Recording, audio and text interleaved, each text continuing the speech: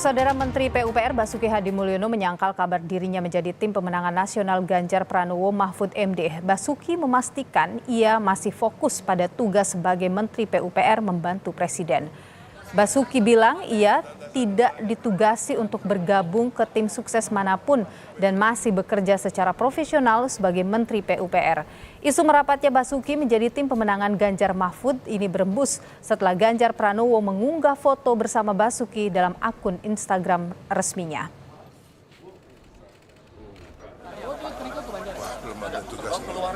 Tapi sejauh ini Pak Bas masih bertugas sebagai Menteri Indonesia Maju gitu ya Pak? Oh iya dong, semuanya. Saya kan dengan Pak saya nggak terlalu itu. Saya yang penting kerja profesional.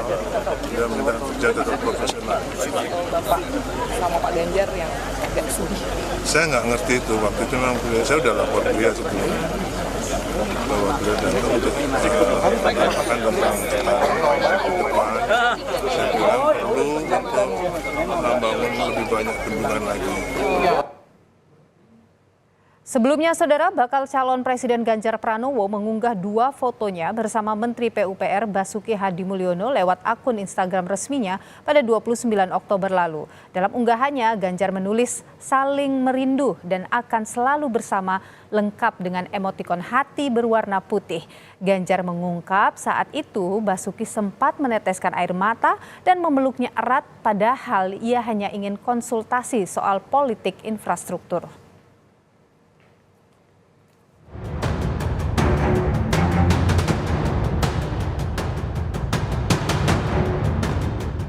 Masa kampanye Pilpres belum lagi dimulai.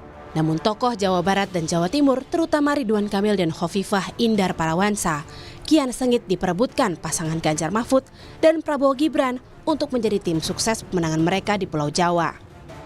30 Oktober lalu, PDI Perjuangan menyebut bahwa mantan Gubernur Jawa Barat dan Gubernur Jawa Timur itu memberi sinyal akan bergabung dengan tim pemenangan Ganjar Mahfud. Kita justru akan mengajak tokoh sebanyak-banyaknya untuk memenangkan Pak Ganjar. Siapapun juga. Ini bukan untuk kepentingan beliau-beliau saja, bukan untuk kepentingan Ganjar Mahfud ya, tapi untuk kepentingan Indonesia ke depan. Mereka-mereka yang peduli pada masa depan Indonesia dan bertujuan untuk bisa mewujudkan keadilan sosial ya. Kita undang untuk bergabung sama Pak termasuk relawannya banyak banget. Tapi kalau posisinya Pak Ridwan Kamil sama Mbak Khofifah ini kan, Pak Ridwan kan dari Kang Emil kan dari Golkar ya yang mendukung Pak Prabowo ini. Apakah tandanya sudah mulai mau tertarik apa enggak sih? Apa masih sulit?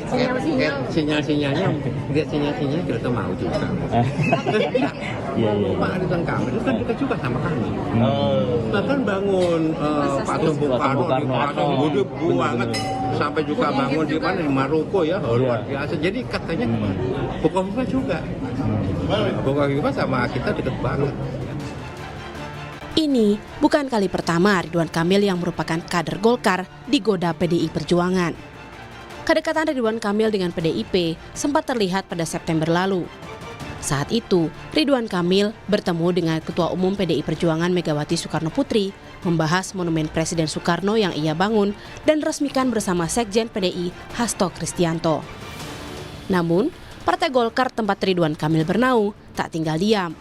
Golkar mengklaim Ridwan Kamil tetap setia di Golkar dan sudah ditugasi untuk fokus memenangkan Prabowo Gibran di Jawa Barat, Banten, dan DKI Jakarta.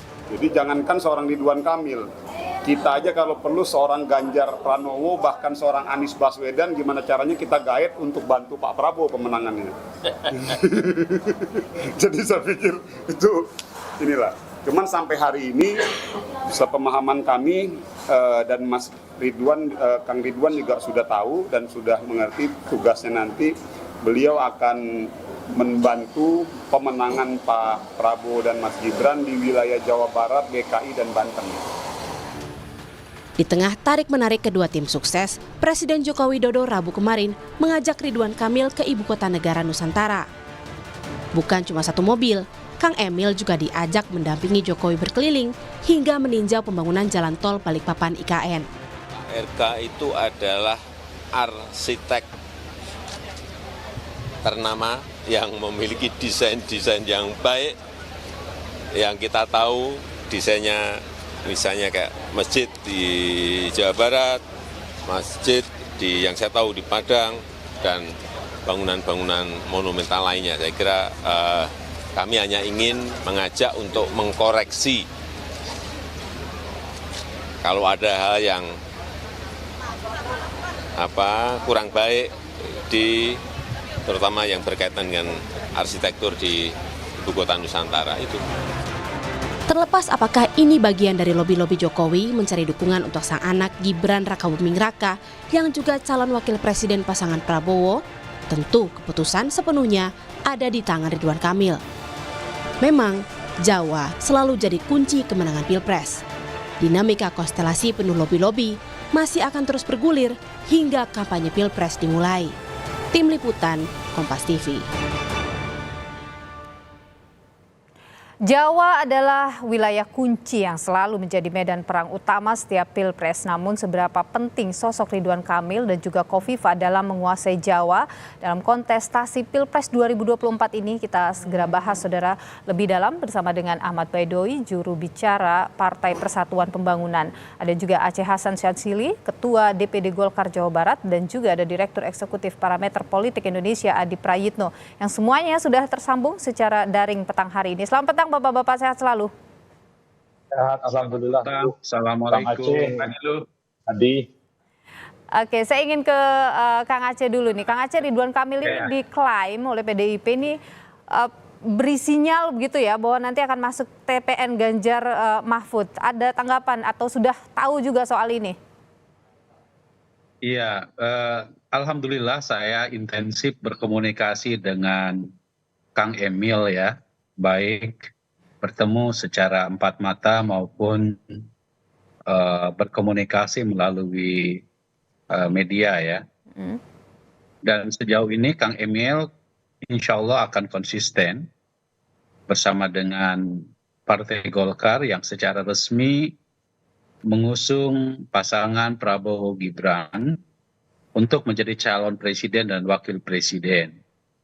Bahkan terakhir ketika beliau sedang bersama Presiden Jokowi di IKN, beliau juga menyampaikan bahwa tidak ada hal apapun, alasan apapun bagi beliau untuk tidak mendukung pasangan yang telah diputuskan oleh Partai Golkar. Oke. Jadi karena itu perlu kami tegaskan bahwa Kang Emil sejauh ini konsisten bersama dengan kami dalam pasangan Prabowo Gibran. Nah, bagi kami posisi Kang Emil itu juga menjadi sangat penting. Karena beliau adalah mantan Gubernur Jawa Barat yang tentu kita tahu Jawa Barat merupakan provinsi terbesar jumlah pemilihnya, yaitu sebesar 35 juta. Karena itu posisi beliau menjadi sangat penting untuk menjadi kekuatan yang akan mendorong bagi kemenangan Gibran. Jadi Kang Emil ini sudah mengiyakan secara pribadi 100% bersama dengan Prabowo Gibran gitu ya, Kang Aceh ya? Ya tentu secara resminya nanti akan disampaikan oleh Kang Emil sendiri ya. Dan juga nanti akan diumumkan oleh tim kampanye nasional terkait dengan posisi dari Kang Emil itu sendiri.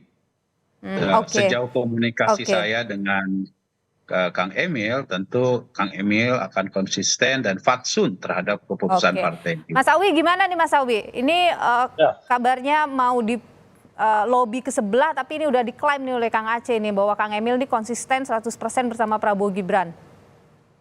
Ya, memang kader partai politik harus begitu, konsisten di partainya, bukan tiba-tiba melompat ke partai lain gitu kan.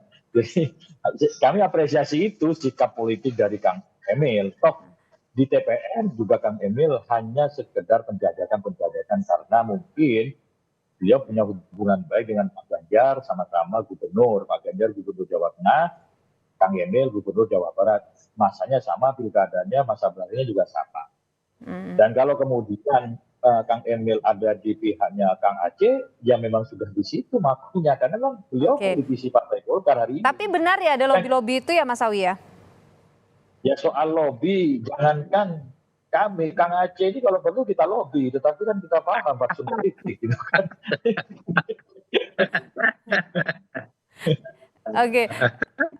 Oke, saya ke Mas Adi Prayitno dulu kalau gitu. Mas Adi, kalau Anda lihat ini di tengah ada upaya isu upaya lobby kepada Ridwan Kamil untuk bergabung ke Ganjar Mahfud begitu.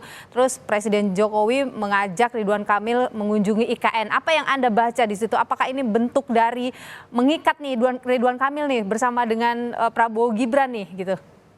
Ya, saya kira itu bukan untuk mengikat, tapi ingin mengunci. Nggak hanya diikat, dikunci gitu ya? Ya, ingin digembok persisnya supaya Ridwan Kamil itu tidak dikaitkan dengan poros politik yang lain. Karena saya kira memang kalau kita melihat Ridwan Kamil saat ini bajunya adalah kuning dan tidak berbaju yang lain. Jadi wajar kalau kemudian sebenarnya klaim politik yang disampaikan oleh Pak Aceh itu cukup berdasar ya. Bahwa Pak Ridwan Kamil tidak mungkin melawan fatsun politik partainya yang memang sudah memutuskan dukungan politiknya kepada Prabowo Subianto dan Gibran ya. Justru yang menjadi luar biasa itu kalau secara personally Ridwan Kamil memilih bergabung dengan Pak Ganjar Pranowo dan Mahfud MD. Tapi rasa-rasanya membaca komunikasi politik ini agak sulit ya, karena memang apapun judulnya Pak Ridwan Kamil itu adalah orang penting saat ini di elit Golkar. Oke, Meski pada saat yang bersamaan kita tahu juga sepertinya memang banyak nama-nama lain. Gimana Mbak? Tapi kalau Anda melihat seberapa besar pengaruh Ridwan Kamil di Jawa Barat ini, Mas Adi? Ya, dalam pemilihan presiden one man one vote, one man value, saya kira penting.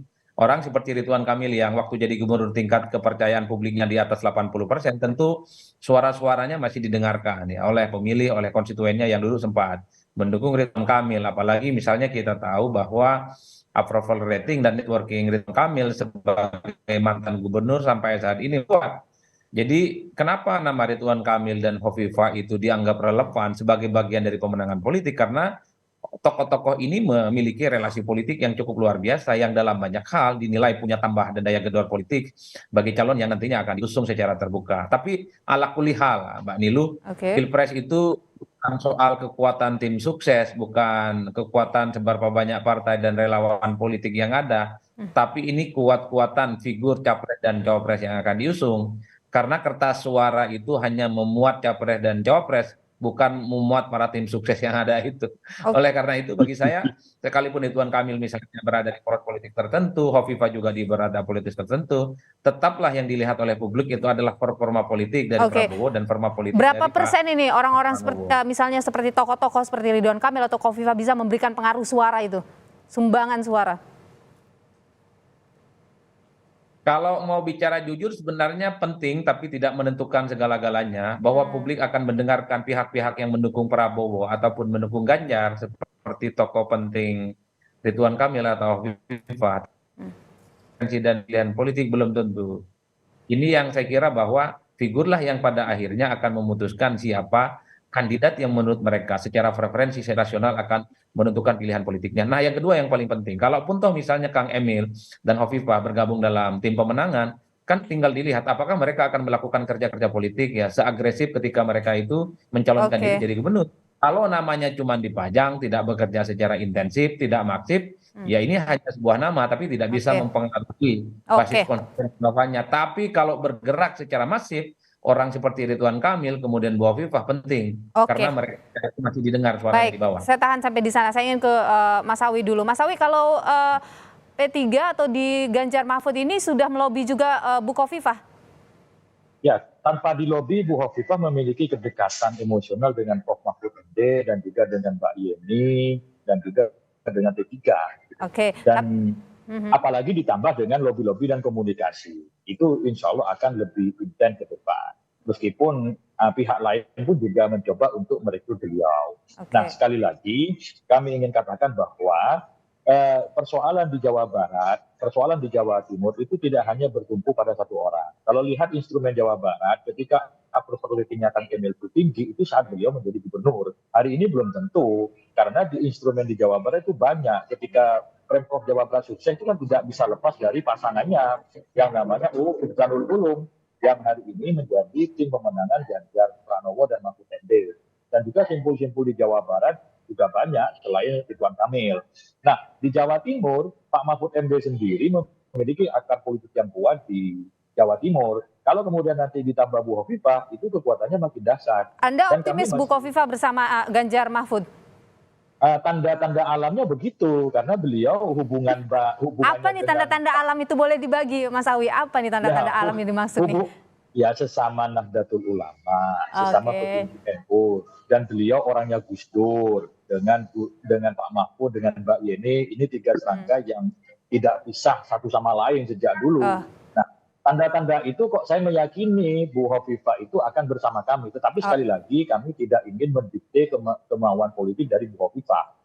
Baik, kalau tidak hanya Ganjar Mahfud yang sebenarnya juga membidik Hovifah ini, tapi juga dari Prabowo Gibran begitu. Nah, bagaimana nih kalau kemudian nanti Bu Hovifah ternyata bergabung dengan Ganjar Mahfud, suara di Jawa Timur akan seperti apa? Kita akan tanyakan ini atau jawab ini setelah jeda berikut ini ya, Kang Aceh ya. Tetap bersama kami di Kompas Petang. Ya. Kita lanjutkan kembali perbincangan kita, saudara. Masih bersama saya ada Aceh Hasan Sadzili, Ketua DPD Golkar Jawa Barat, Ahmad Baidowi atau Awi, juru bicara P3, dan juga Adi Prayitno, Direktur Eksekutif Parameter Politik Indonesia. Masih bersama kami, Bapak-Bapak. Saya ingin ke Kang Aceh dulu. Kang Aceh, jadi kemarin kan sudah ada pertemuan juga ya antara Pak Rosan dengan Bu Hovifah ya, benar ya? Ya. Nah, pertemuan itu apakah dalam upaya mengunci Bu Hovifah juga? Ya, saya kira semua kekuatan politik perlu kita lobby seperti yang disampaikan oleh Mas Awi tadi ya. Termasuk Bu Hovifah. Golkar sendiri memiliki kedekatan secara emosional karena waktu maju sebagai gubernur Jawa Timur, beliau juga didukung oleh Partai Golkar salah satunya. Dan sebulan yang lalu, tanggal 3 Oktober, kami juga berkomunikasi secara intensif di Tuban dengan Ibu Hovifah gitu ya. Nah, yang kedua yang ingin juga saya tegaskan bahwa alhamdulillah Pak Dekarwo juga turut sekarang menjadi bagian dari Partai Golkar. Kekuatan Pak Dekarwo saya kira cukup besar di Jawa Timur. Dan tentu ini juga menjadi salah satu kekuatan yang bisa mendorong kemenangan dari Prabowo Gibran di daerah Jawa Timur tersebut. Dan tentu kekuatan-kekuatan yang lain yang memiliki potensi bagi kemenangan Prabowo Gibran, terus kita lakukan pendekatan-pendekatan. Jadi termasuk kalangan Nahdien yang selama ini selalu diklaim hanya dimiliki oleh kalangan tertentu. Tapi tentu selama ini kan juga kita lihat Pak Prabowo turut serta bersama dengan Presiden kemarin pada Hari Santri. Dan itu menunjukkan bahwa penerimaan publik terhadap Pak Prabowo, termasuk misalnya kita lihat misalnya di beberapa media sosial ketika di suatu acara digelar oleh Mas Awi, hidup presidennya Mas Awi, tapi dijawab oleh ODN hidup Prabowo, kan gitu. Jadi Anda mau bilang bahwa tanpa Bu Hovifah pun di Jawa Timur optimis bisa merebut suara begitu ya? Ya, enggak begitu. Tentu pendekatan masih terus kita lakukan. Baik. Saya ke Mas Awi dulu. Bagaimana Mas Awi juga melakukan pendekatan sama Kang Emil. Saya ingin ke Mas Awi dulu. Mas Awi, ini kalau Kang Emil kan udah dikunci nih, nanti ini supaya nggak lari juga, kenapa apa tidak ada upaya mengunci juga Bu Hovifah gitu? Tipikal kita itu kan demokrasi membiarkan lobby-lobby politik berjalan secara alamiah, tidak menggunakan pendekatan kekuasaan untuk kunci-mengunci itu. Jadi instrumen komunikasi politik, pendekatan secara persuasif itu yang kita lakukan. Kesamaan visi, kesamaan misi, kesamaan nasib, kesamaan perjuangan, itu yang kita bicarakan dari hati ke hati terhadap tokoh-tokoh yang ingin gelar itu sebagai anggota tim pemenangan Pak Ganjar Pranowo maupun FD. Ini jadi mau nggak mau atau gimana nih sebenarnya? Istilah kunci mengunci itu kan lebih identik kalau menggunakan kekuatan kekuasaan. Saya kira sama-sama tidak menggunakan kekuasaan itu semua prosesnya lentur. Tinggal nanti ada pada satu titik tertentu ada kesepemahaman, kesepakatan di antara kami dengan tokoh-tokoh yang kita dekati. Jadi Anda optimis ini Bu Hovifah apapun itu akan bersama Ganjar Mahfud? Ya masih optimis kalau lihat tanda-tanda alam yang saya sampaikan tadi itu. Oke, masih optimis. Mas Adi Praitno, kalau Anda sendiri melihat bagaimana kekuatan Ibu Khofifah ini kemudian?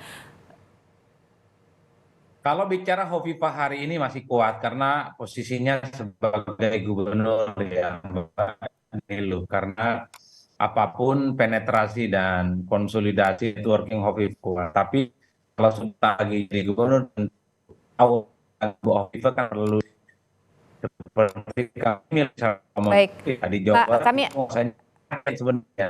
Sepertinya kami ada masalah audio dengan Anda, Mas Adi. Bu Khofifah.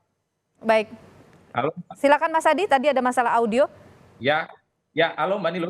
Iya, silakan lanjut. Saya kira memang kalau bicara tentang Khofifah hari ini tentu posisinya cukup kuat ya, pengaruhnya masih didengar oleh publik mengingat posisinya sebagai gubernur. Tapi rata-rata di kita itu kalau seorang pejabat publik tak lagi menjabat, aura kebintangannya hilang.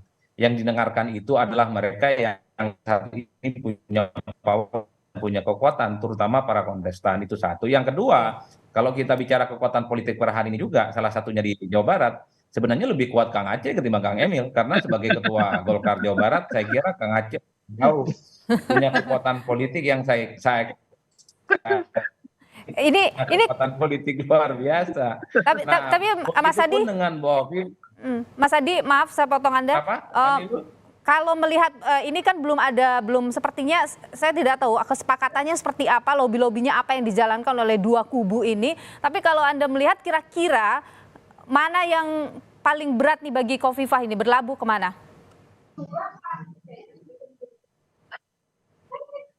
Khofifah ataupun Ridwan Kamil saya membaca akan menentukan pilihan politiknya yang menurut saya kalkulasinya untung dan rugi nasional. Karena saya membaca baik Khofifah dan Ridwan Kamil akan mendukung siapapun capres yang menurut mereka akan memenangkan pertarungan. Karena Ridwan Kamil tentu punya intensi untuk tanding ulang ya di pilkada di 2024. Begitupun dengan Khofifah, pastinya bermimpi siapapun nanti yang menang pilpres akan mendukung dirinya maju kembali di Jawa Timur dan menggaransi kemenangan. Jadi ini yang seperti sedang dihitung betul. Kira-kira kalau menurut Khofifah yang menang itu Prabowo, ya akan dukung Prabowo. Tentu harapannya Prabowo akan mendukung Khofifah menang kembali di Jawa Timur. Kalau yang menurut kalkulasinya Khofifah yang menang adalah Pak Ganjar Pranowo, ya Pak Ganjar lah yang dipilih. Oke, tapi kalau tadi kata Mas Awi, saya pinjam bahasanya ada tanda-tanda alamnya sih akan ke Ganjar melihat background dan lain sebagainya. Anda sendiri melihat itu sebagai hal yang diperhitungkan? Ya semuanya ada tanda-tanda alam. Awi sama Aceh ini sama-sama punya tanda alam, sama-sama HMI pula kan, punya kekuatan politik yang sama. Dan sama-sama pendukung Jokowi sama. Tapi kan politik itu kan soal untung dan rugi, siapa yang menguntungkan dialah kemudian akan dipilih. Bagi Khofifah pasti dia berpikir bagaimana di 2024 di Pilgub Jatim maju kembali dan menang. Siapa kira-kira capres terpilih yang akan menggaransi itu, maka dialah yang akan dipilih oleh Khofifah. Itu pun dengan Ridwan Kamil. Siapa yang menggaransi kemenangan ya di pilkadanya nanti, entah di Jabar ataupun Jakarta, katanya mau ke Jakarta, Kang Emil tentu untuk rimba politik yang nggak main-main. Sementara di Jabar konon sudah mulai ada penetrasi tokoh penting. Baik Mas Adi, saya ke Mas Awi. Mas Awi, kalau kita lihat RK atau Ridwan Kamil ini bersama Pak Jokowi ke IKN, Anda membaca itu sebagai cawe-cawe Pak Jokowi untuk memenangkan anaknya? Lihat, halo. Mas Awi, silakan. Ya, itu publik akan mudah menilai ya, karena nggak ada urgensinya misalkan Kang Emil diajak ke sana meskipun dengan dalih sebagai arsitek gitu. IKN kan sudah ada arsiteknya, kecuali Kang Emil nanti diajak untuk mengarsiteki pembangunan masjid misalkan. Ya segala cara kan bisa dilakukan, yang penting momentumnya pas gitu. Oke, Mas Aceh, kalau Anda sendiri Kang Aceh gimana? Ya itu kan bahasa yang bisa ditafsirkan oleh semua orang lah ya. Bahwa ya itu kan sinyal gitu, tanpa harus dikatakan pun, apalagi orang politik akan bisa memahami bahwa Presiden Jokowi mengajak Kang Emil dan ya tentu beliau ya diberikan tugas untuk memberikan masukan-masukan soal IKN. Jadi itu bukan cawe-cawe menurut Anda? Ya tidak cawe-cawe, ada argumentasinya untuk mengatakan tidak cawe-cawe. Oke, Mas Adi, kalau Anda sendiri menilai bagaimana? Ya itu menggembok Mbak Niluh supaya Ridwan Kamil nggak kemana-mana. Udah itu aja ceritanya. Jadi itu cawe-cawe Pak Jokowi untuk menangkan anaknya ya? Ya saya tidak mau bicara itu, tapi yang jelas memang ada pretensi Jokowi itu mendukung Gibran, itu nggak bisa dibantah. Oke, baik. Yang paling penting kan pemilu damai, lancar, dan tak ada penggunaan aparatus negara, kan itu aja. Oke, baik Mas Adi Prayitno, Ini Direktur. tuh gemboknya gembok Cina, gembok Inggris itu ke Pak Adi itu. Dan pastikan gemboknya tidak bisa dibuka dengan duplikat ya. Mas Adi Prayitno, Direktur Eksekutif Parameter Politik Indonesia, Ahmad Baidowi, Mas Awi, juru bicara P3, dan juga Kang Aceh Hasan Sadzili, Ketua DPD Golkar Jawa Barat. Terima kasih atas pandangan Anda di Kompas Petang, sehat selalu. Ya, terima kasih Mas Awi.